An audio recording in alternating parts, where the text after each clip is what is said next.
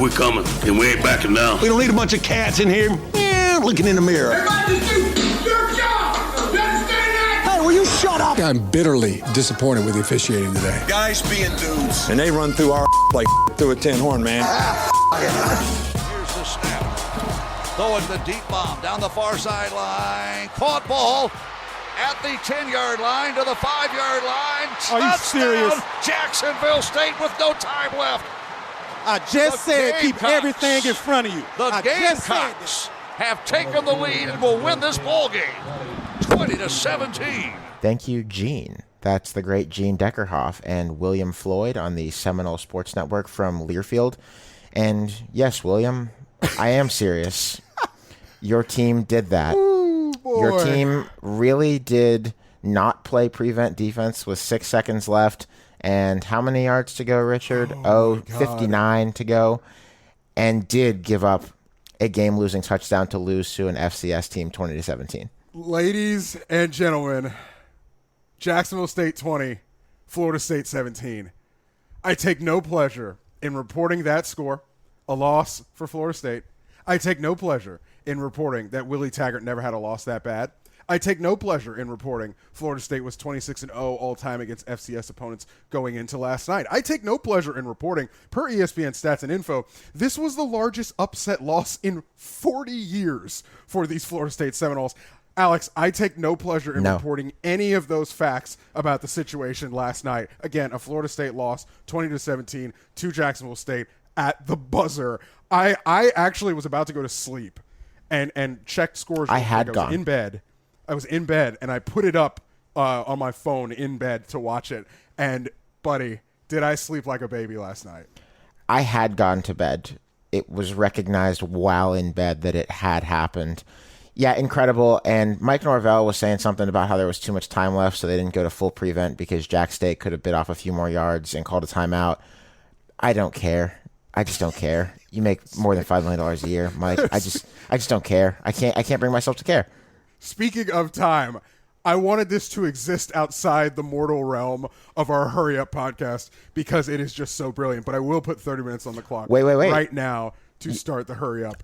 We're not done. We're not done. No, we're not done. But I will put 30 minutes on the clock right now in 3, 2, 1. About the play, Mike Norvell said they ran 2 deep man under defense, tried to get pressure on the quarterback. They still had 1 timeout, so didn't go into immediate prevent defense. I actually don't think that was the worst idea in the world. First of all, you doubt he could throw it that far, which he couldn't. He only got it to the 10-yard line. And you don't want him to waltz into field goal range. So the way they played it, I think they tried to not, they sort of played a picket fence, and the picket fence was like the 40-ish, so that they couldn't allow like a 50-yard field goal, and hopefully you make a tackle and the clock just runs out or whatever. And again, they had a timeout. So I actually understood what Florida State was playing at here on defense in this situation. Make the fucking tackle, son. There's 2 guys back there. Make the tackle. Yeah, make the tackle. But again, I don't care. You know, like I need to emphasize, I just don't care. There were 59 yards between where Jacksonville State was and where the end zone was. According to GameOnPaper.com, great new advanced stats website, the win probability for Jacksonville State before that play was 3.7%. Honestly, that even strikes me in my brain as high, but I can't argue with the machines. That is a 96.3 win probability added on 1 play for Jacksonville State. You can't be on the receiving end of that, Mike. And in my opinion, I mean, judging by the recent history of Florida State coaching hires, I think that you give him till October of this year. This is year 2. And at that point, I'd like to see some progress. Or I think it would be reasonable to make a coaching change. I'm just kidding, Knowles fans. Or am I? I don't know. I'm not really sure. Who knows? By the way, yes, you go ahead. The audio of that FSU Game Ender comes from the Varsity Network. You can find a lot of things there. Live game day broadcasts for hundreds of schools, including FSU. A National Game of the Week with Mike Golick and Kate Scott, and all kinds of coaching shows and shoulder programming that goes along with the season. Try the Varsity Network because you never know what FBS team will lose to an FCS team on it. By the way, you could also have found the big game of the day, Oregon 35, Ohio State 28. Oregon sunned Ohio State in this game. Yes, they did. They won this game in an SEC kind of way. Oregon did. They just kind of beefed these dudes around in a way that I didn't expect. Anthony Brown was fine. I'm not sure I'm ready to back off the view that he's not the dude, but he has beaten Ohio State, so maybe that's the wrong question to be asking. CJ Verdell made a few really good runs in the open field, but the defining thing was that Haskell Garrett and Tyreek Smith and Zach Harrison, etc., 15 stars worth of defensive linemen right there or something like that, maybe 13, got bossed around by Oregon's offensive line. And Oregon's defensive line did okay without Kayvon Thibodeau, and Justin Flo wasn't there at linebacker either. I don't really get how Oregon managed to bully ball these dudes, but they did, and the film doesn't lie. Yeah, they RPO'd them to death in this game. One of the ones they used it at least 3 times, and it actually produced the long CJ Verdell touchdown. It's sort of a split zone RPO out of trips. They put trips to one side, and they sort of do a bubble screen with those 3 receivers, but sort of forget about them because they never threw it. But they run split zone sort of in the box. Split zone, as you'll know, the offensive line blocks one way. Let's say they block to the right, and the tight end or the Y, who was originally lined up on the right side of the formation, comes back across the formation. If it was a regular split zone run, that tight end would kick out a backside defender on the left side. But in this play, he leaves that backside defender alone for Anthony Brown to read, and that tight end runs into the flat to receive a pass. Now, the way they played it twice on this play, Anthony Brown reads that defender. He gave it one time, and he kept it another time. The time that he gave it to CJ Verdell, obviously, Verdell was out the gate, and they scored. But they actually, it helped ice the game late in the game. Oh, sure. The time he sort of flipped it out to the tight end there. I've seen them run this play a lot. They usually run it from a different formation, sort of like a more condensed set. I haven't seen them run it in this formation, but I didn't really watch the Fresno game, so maybe they have been this season. But it was interesting, and they used it to pretty devastating effect in this game. Moorhead was in his bag. He was in his bag. On, I think, the last touchdown for Oregon, or maybe it was the second to last, the number of Ohio State defenders who bit on different phases of that RPO, whether it was the mesh that could have been the give, or the carry to the flat after that on the quarterback's part, was stunning. It was like 6 or 7 defenders going the wrong direction, leading to a pretty easy flip out for a touchdown from Anthony Brown. Good for him. A quick note about because everybody's going to say, why is Ohio State playing defense like this? Why is Ohio State playing defense like this? They played defense like this under Jeff Havley. They played obviously defense like this last season. This is Ohio State's defense. You can argue about the architecture of the defense all you want. The reason it's not working is because they do not have a insert insane Ohio State defender of the last 5 No, to 6 they don't. years. They absolutely don't. Think about the safety, 17, who just got... he had a bad time yesterday. Oh, it was terrible. I mean, there's nothing the young man could do. He just was not built for that life. Speaking of not being built for that life, Iowa State, I hated that we saw this coming, but it was 27-17 for Iowa in Ames. Ugh, Richard. Ugh. Yeah, not great from Iowa State, I will say. Not a great outing from Iowa State. Obviously, the big thing to note in this game, obviously, is that Breece Hall was under the 109 rushing yard threshold that we had in our Prize Picks pick of the week. I think I had it. Did you take that as well? I did have the under as well. I forget what Godfrey had. We'll review. I had the week, over, but you had the under. Oh, and I had the under. Excuse me. Yes, I had the under. Oh, score one for me. Yes, I did. Correctly predicted that Breece Hall was going to have a very hard time going against Iowa because he did against Northern Iowa.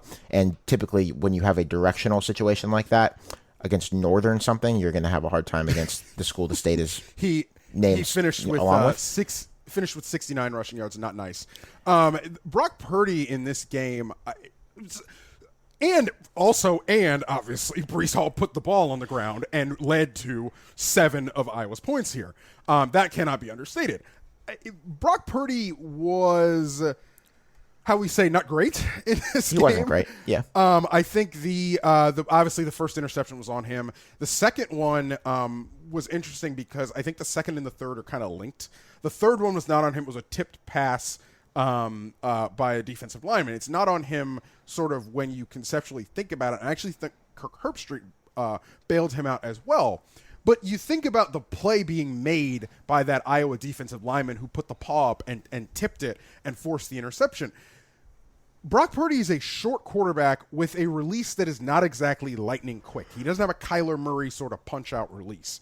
Because of that release is A, easier to time, but B, the ball is not starting out from that high point because Brock Purdy is not 6'5". Brock Purdy is, I actually think my height. I think he's 6'1". We get it, Richard. You're 6 feet. We get it. On the yeah, swipe right, ladies. On the second interception, the one that went through the receiver's hand, Purdy actually threw it around a defensive tackle whose arm was up waiting to bat that down. So I just thought that was an interesting subplot to those turnovers. 4 turnovers. Iowa, if you give Iowa that game state, they are never going to lose. No, pretty much not. And Iowa does not have a good offense. Spencer Petras is pretty much like any quarterback who plays a quarterback in a Disney movie in the 1990s. He just kind of looks the part but can't actually really throw that well. He did throw one nice touchdown to Charlie Jones, but the point is that Iowa's scoring drives by yardage. They had a 49, a 71, a defensive touchdown, a negative 8-yard field goal drive, and an 18-yard touchdown drive. You can't do it, and Iowa certainly did it. Michigan 31, Washington 10. Washington, Richard, they are over as a staff, a label, and a whole crew. Holy hell, man. When Jimmy Lake hired John Donovan to be offensive coordinator before the pandemic season of 2020, it's another one now, a lot of people more or less said, that's pretty weird. Don't really understand this. I don't think, he was a Jaguar, right, Richard? You weren't, devastated to be losing him. I think in a previous life he was a Jaguar. I don't think he was on last year's Jacksonville Jaguar staff. A couple years ago. Yes. Yeah. The point is, I don't think anyone was like, wow, John Donovan, what an inspired offensive hire. I'm not sure how much of it is the play calling and how much of it is that they just don't have good players anymore, but they are just awful. I mean, nothing more to say other than that they're awful and they're not fun to watch anymore. Yeah, I had this one on the big screen and quickly realized that the 2 side screens were the things to really pay attention to. Washington was never in this game, really. No. I mean, they were not. There was never really a point where you're like, yeah, I see how Washington could threaten and win this game. And credit to Michigan. Credit to Michigan's defense. Michigan held them down, obviously, pretty much without a peep. And Michigan scored 31 points. I mean, there's not really much you can take away from Michigan in this game. They pretty comprehensively kicked Washington's ass. Yep. It doesn't seem like Washington's serious right now. Speaking of comprehensively kicking someone's ass, Stanford 42, USC 28. To note off the top, it wasn't that close. It was 42-13 with 9 minutes left in the game. Well, not a lot to say other than what is obvious at this point because Stanford sucks and USC... Maybe they don't. That's the thing. Maybe they don't. Maybe yeah, they you're right. don't, Maybe they don't. We never do know. We never know. This came out of nowhere to me. I actually asked somebody this morning close to the program. I was like, yo, where did that come from? And he was Which program? Dude, Stanford. Okay. I was like, dude, where did this come from? And he said, I don't know. Because this is the same team that had that wet fart against Kansas State last week. And they came out and... That's a good way to put it. In the second half of this game, really put it on USC. Ironically, USC actually ran the ball pretty decently. There came a point where you couldn't run the ball given the state of the game. But I actually think USC ran the ball okay, which... They ran it really well. For an air raid team or a team in air raid clothing is just ironic. But yeah, I mean, Stanford, this deserves sort of a fine-tooth inspection that I wasn't able to give truly this morning.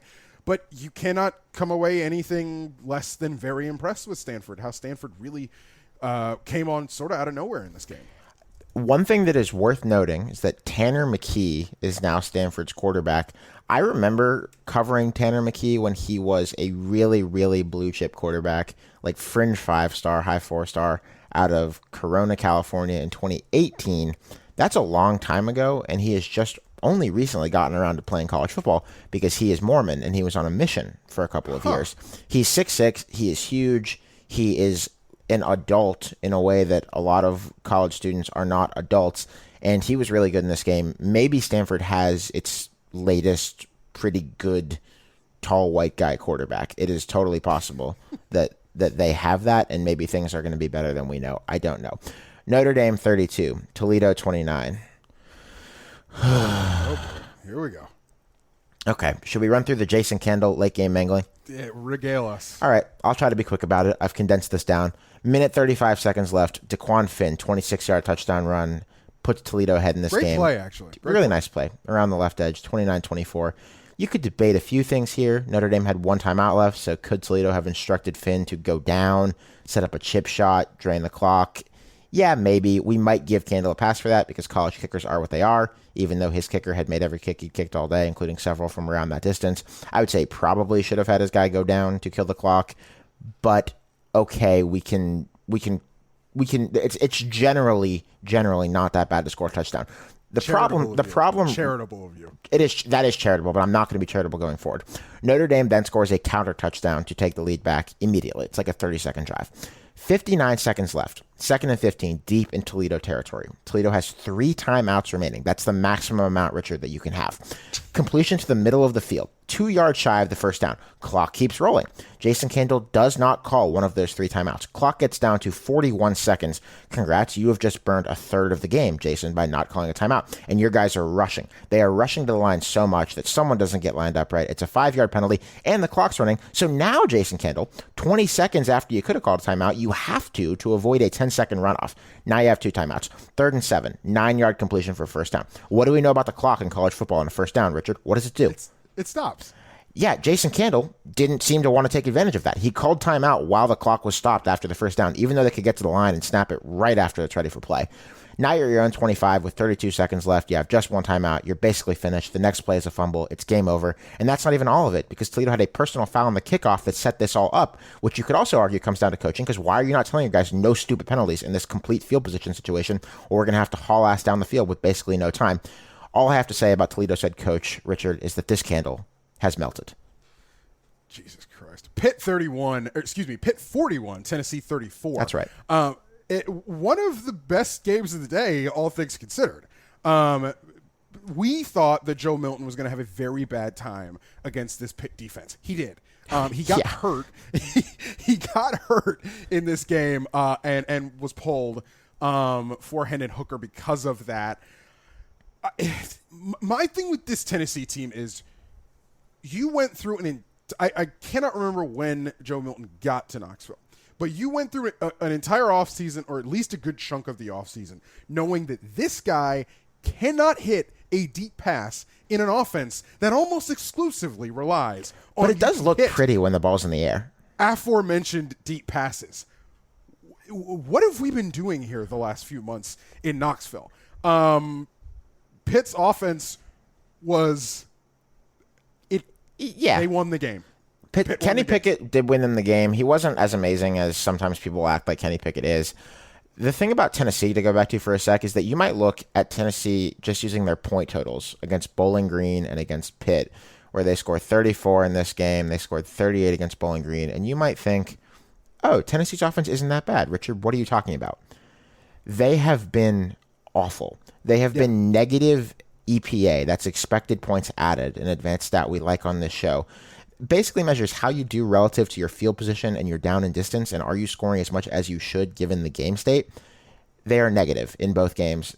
A good example is that Pitt handed them 7 points at the beginning of this game on one of the worst punt protections I've ever seen, where Tennessee had 2 guys who basically had the opportunity to shake hands and decide which one of them was going to block the punt, because they were both unblocked in Pitt's backfield. You can barely give that touchdown to the offense, because if you go back and watch that play, the ball is spinning like a top on like the half-yard line. It very much should have been a special teams touchdown for Tennessee. It is. And shout out to @TheWillardYears on Twitter, who sent us a picture yesterday of him in Neyland Stadium with a hashtag Pitt Twitter flag, leaning over what I believe Alex will tell me is the parking garage that separates the river from the stadium, even though, as I have told you multiple times on this podcast, the stadium is indeed accessible by water. Accessible by water and parking garage. Yes. Arkansas 40, Texas 21. Woo! It was every bit that much of an ass kicking, Richard. Yeah. Arkansas physically whipped Texas's ass. The game is about blocking and tackling, and they whipped Texas up and down that field, really and truly. Yeah. I mean, Texas had a couple counter punches, I think, in the middle of this game. Arkansas absorbed them and fired back. Hudson Card did not look good. Nope. Hudson Card did not look good in this game. 6 different Arkansas ball carriers put on 6.25 yards per carry or better in this game. Sometimes that tells a story. That's a case of this telling a story. Embarrassing for the SEC that Texas, one of its biggest brands, would lose a non-conference game to a school like Arkansas. Really awful. BYU 26, Utah 17. I think BYU kind of beat them up in this game. Jaron Hall, who is the Zach Wilson successor at BYU, defined the game as a runner and a passer, even though Micah Bernard ran it pretty well for Utah. Maybe BYU's step back is not going to be as serious as we expected it to be. I don't have much on this game beyond that the teams look really pretty. Miami 25, App State 23. This game was begging for App State to take it, and they just simply could not take it. I think Miami deserves credit because of previous Miamis indeed give this game to previous versions of App State in a parallel universe. So Miami does deserve credit for holding on and winning this game. 3 balls hit App State receivers' hands on the last drive. The third was short of the sticks on 4th down. So anyway, Miami is lucky. At least one great catch was made at Hard Rock Stadium in this game. Did you see the video of the cat dangling from the upper deck? Dude, there's a cat dangling from the upper deck of one of the tiers of the stadium, and a bunch of fans are holding I think it's an American flag, right? There's an American flag, yes. Trying to catch it like one of those when you were a kid with the parachute or whatever at recess, like they were trying to catch it like that, sort of fun. And they caught it apparently. They caught it, and the cat lives to tell the tale. Someone said that it was the wildest thing they'd ever seen in a college football game. And I clicked on the video, like, probably not. You know, like, I've seen a lot of wild things at a college football game. It was an accurate description. You have to watch the video, and then you have to watch the cat be held up like Simba in The Lion King afterward. Texas A&M 10, Colorado 7, and Georgia 56, UAB 7. Let's do these together real fast. Stetson Bennett started at quarterback. He played very well for Georgia. I don't care. Haynes King got hurt, and Zach Calzada just barely got it over the line for A&M. Both of you, get it together at quarterback. JT Daniels was hurt. He had an upper body injury. But in Georgia's case, how can we be doing this? How, Richard, can we be doing this? I'm sure if this was Clemson, JT Daniels would have found a way to get his hind parts on the field. I am weirded out that that Bennett is the backup quarterback you turn to. But whatever, man. Right? Don't they have a 5-star who just came on the roster? They won the game by 50 points. And the head coach of Georgia does not deserve the benefit of the doubt for putting the sure-handed veteran on the field instead of the more talented young player. Does not deserve that benefit of the doubt. Richard, quick podcast business break. Yeah, and we'll move on in a second, but what the hell Texas A&M did yesterday, I do not understand. I understand your starter gets hurt, but that was a masterclass of incompetence. Kentucky 35, Mizzou 28. We have been lied to, bamboozled, led astray, run amok. Because apparently Liam Cohen was supposed to come in and install a high-flying passing game for Kentucky and all that kind of stuff, and they ran the ball 50 times last night and threw 18. Zach Rodriguez ran for like 200 yards, put the ball on the ground twice on the goal line, so we don't love that. But it's Kentucky, man. It is the same Kentucky that it has always been. Speaking of teams that run the ball, Army 38, Western Kentucky 35. Sickening backdoor cover. Army is going to piss you off in multiple ways. Yeah, they're going to piss you off in multiple ways. They're going to piss me off in that they should have covered and they didn't. They were up by 3 touchdowns in the fourth quarter. There was a coach fight at the end of this game. Western Kentucky was mad. That was not a fight. It was It was a coach kerfluffle. It was a coach coming together. Western Kentucky's crew was not happy with something about Army. I'm going to go ahead and guess that it was that Army beat them in the way that Army beats people, in the way that you and Godfrey explained last week. I don't think that Western Kentucky had much fun going to West Point and being the Washington Generals on this 9/11 anniversary celebration and getting stunted on by Army. I don't think they enjoyed it. No, they did not. In other troops news, Air Force 23, Navy 3. Yeah. So here's Richard. It's bad enough that right after the game, Ken Niumatalolo fired Ivan Jasper, his offensive coordinator. And that's his man. That's his guy. Like, that is his guy. That is a Paul Johnson guy back all the way to Georgia Southern, much like Ken is a longtime Paul Johnson guy. There are very few people who know the triple option as well as Ivan Jasper. and it's not like there are a ton of candidates out there who are going to know the offense better. This is, I don't know how many times I have to say that Navy's offense without a great QB right now is just horrible, but I'm not sure that this is getting fixed. It's pretty bad. Canary meet coal mine. South Carolina 20, ECU 17. ECU was up like 14-0 at one point in this game, and South Carolina battled back, bound and determined to get the victory. Yeah. One of the few victories that I think they will be getting this season. I don't know this. I feel this. Therapy words, Richard. But I feel that ECU looked at 2021 as a big year. They had a lot back, including Holton Ahlers, their quarterback. They have been terrible since Ruffin McNeil got fired. It's year 3 for Mike Houston, who was a national championship FCS coach. They got beat pretty good by App State in the Mayo game. You have a chance to get an SEC win, and it's a nice building block, even if South Carolina is pretty bad, and you don't score down the stretch of the game. I think it's a pretty tough scene right now for East Carolina. I'm not really sure what the plan is. TCU 34, Cal 32. So TCU won the game, and they have a good rushing duo in Duggan, the quarterback, and Zach Evans, the former 5-star running back who found his way to Fort Worth, who had 300 yards almost on 37 combined runs. Cal's defense, and shout out to Bud Elliott for pointing this out, just in like the first 20-something minutes of this game, Cal's offense, had 49, 54, and 68-yard pass plays. Cal, one of the most impotent passing games in college football. And TCU allowed that. I just have some questions about TCU. Continue to. I don't think I'll ever figure them out. Mississippi State 24, NC State 10. Classic Mike Leach win. Speaking of impotent passing game, North Carolina State was a 2.5-point favorite. So, yeah. Michigan State 42, Youngstown State 14. Why is this on here? It's on here because we didn't acknowledge when they thrashed Northwestern in week 1, and Peyton Thorne was 15 of 21 for 280 and 4 touchdowns. Obviously not conclusive. It's an FCS game, and Northwestern isn't conclusive either. But we are monitoring the situation in East Lansing, and perhaps they are a little less boring than we expected. Oklahoma State 28, Tulsa 23, pointing out that Oklahoma State had negative passing EPA and Spencer Sanders had 6.5 yards per attempt. Makes me wonder if Oklahoma State is, when the going gets tough, going to be pretty bad. Though they did have an okay year a couple years ago after narrowly beating Tulsa, so this isn't completely new. This is the second year in a row they've struggled pretty deeply with Tulsa. This is not as good of a Tulsa team as it was last year. You're right, that was last year. Yep. Yeah, it was last year. It was not as good of a Tulsa team as it was last year. I think Spencer Sanders has got to be better. And if Spencer Sanders has not taken a next step forward, I think you're right about Oklahoma State's prospects this season. Duquesne, 28. Ohio, 26. Two things. Number one, Frank Solich, I guess, was really outstanding at his job. Nebraska already learned that. Ohio has now learned that.